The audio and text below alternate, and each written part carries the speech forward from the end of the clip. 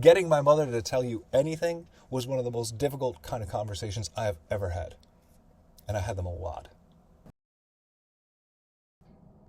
To understand my mother's story a little bit, it's good to start with her mother, Pearl Hamp, born 1916, and her biological father, Jacob Ziv, who we don't really know very much about, and my mother never discussed, despite her maiden name being Ziv, really until I brought it up and asked questions. And even then, it was years before she really got to discussing anything about it. As far as my mother and grandmother were concerned, Jacob had betrayed them. He had left the family, left them alone, left them isolated, and they destroyed every picture of him that they had. I don't know if this was my mother doing it or my grandmother. I kind of think it was my grandmother. But considering the time, you could have destroyed someone's kind of all photos and memories in a heated minute. You know, one trash can and a lighter. The memory's gone. And then my mother would not speak about him. My grandmother would not speak about him. And we lost contact with every other end of the family on both sides. My grandmother's family froze her out, and we don't know why. And I used to think it was some sort of a misunderstanding, but she had a brother that lived in the next town from where I grew up. And this would have been my mother's uncle. And he died in 1998. And I had never heard of the man.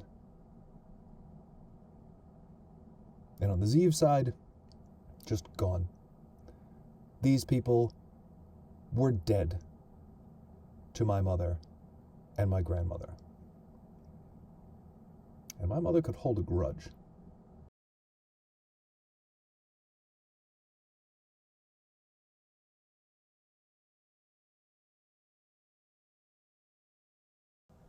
There's almost no records of anything that I've been able to find beyond, the every 10-year census that reports Pearl having done anything until she is married at age 16. And they lied on the form and said she was 17. To Jacob Ziv, my grandfather, who was 22 years older than her at the time. Although on the form, they said he was about 11 years older than her.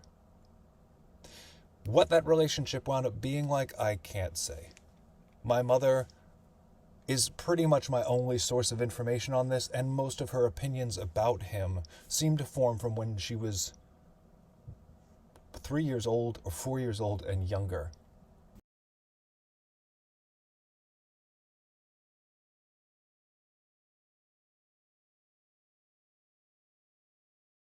William was born in 1937, dies in the same year, and this is before my mother is 3 years old. At some point, she goes into an orphanage because my grandmother went into a mental institution.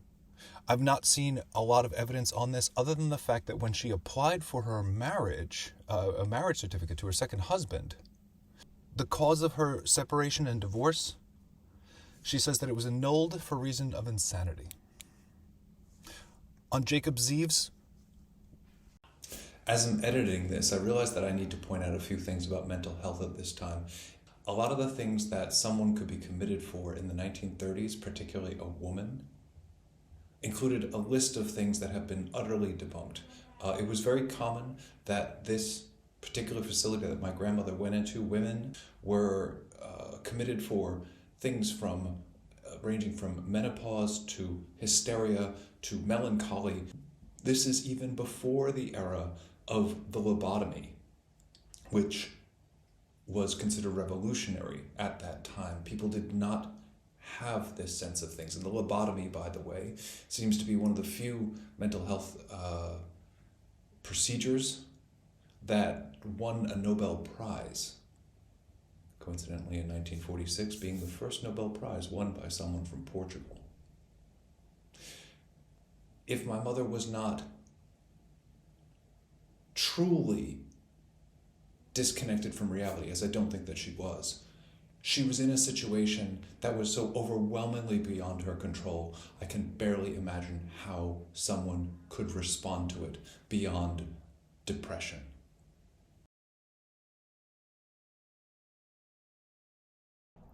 It's also really hard to figure out what happened in this space and time. A lot seems to have happened before June in 1937, but after that point, I'm not sure. I'm not sure exactly how long Pearl was in the psychiatric institution. I'm not sure how long my mother was in the orphanage. I'm not sure precisely when Jacob left, if he even left in the middle of that time.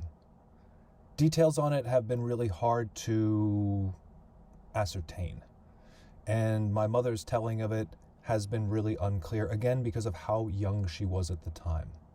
By 1939, clearly, my grandmother is definitely out of the hospital because at the end of 1939, she gives birth to a second child.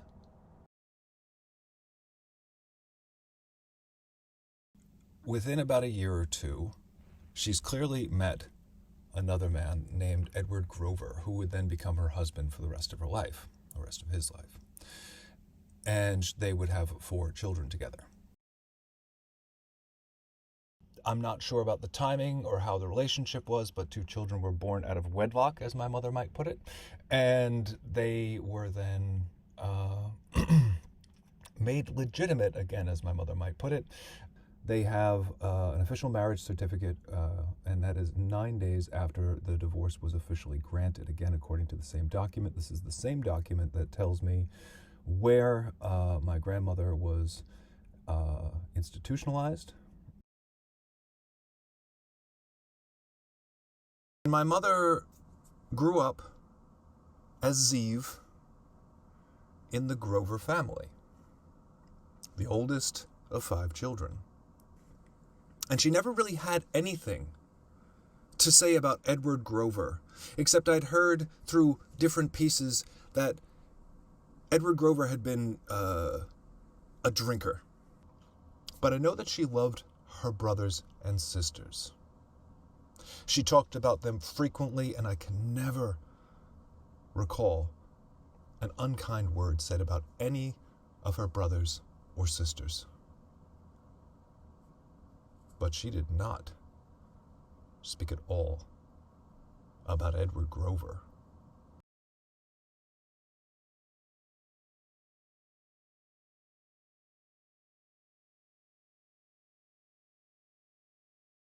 You know, around all this time, after everything, after Jacob's gone, after now we have Edward Grover kind of on the scene in one fashion or another, after the birth of her little sister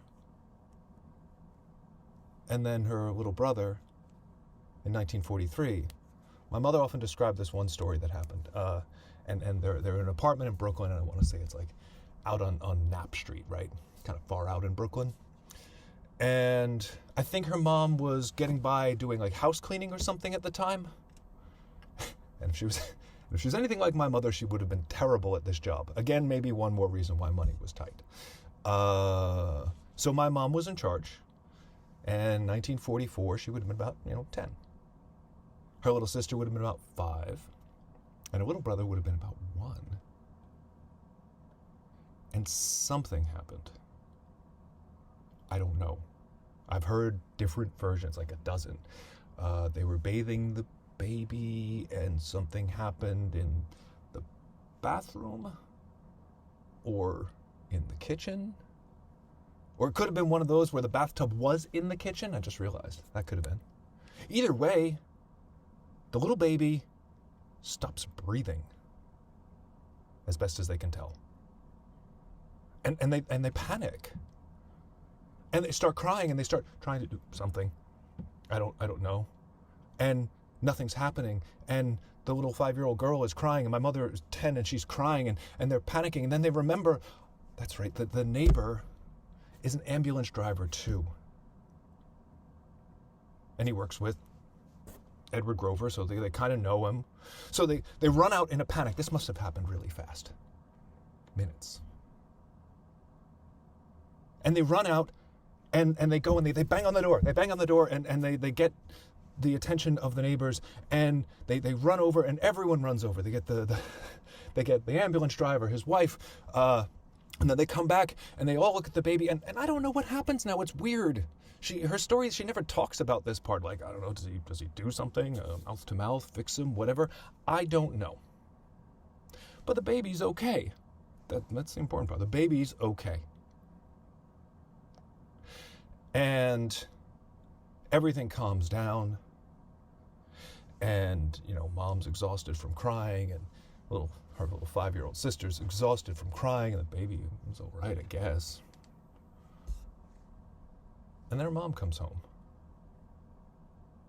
And this is the part, this is the part where my mother always loses it. Like, she laughs so much through this part, like she has to stop. And like, she's like crying and all this. And when she's like, okay. And when my mother came home, she just beat us so badly. And my mother is laughing so much, and she's crying. She beat us, and we're like, Mom, why? The baby's okay. Everything's all right. And the neighbors came by and they helped, and her grandmother my grandmother is just beating her, and they're like, well, I don't understand. They're running around the kitchen trying to say, and it's funny, and my mother's laughing, and it's great, and they never really understood why. Until my mother eventually realized it wasn't that their little brother almost died. It's that they let the neighbors into the apartment. They let the neighbors know their business. And so my grandmother, at that time a single mother of 3, more or less, beat them. And my mother, a little 10-year-old girl, and her 5-year-old sister don't understand. And they're running around, and they're saying, why? We don't understand.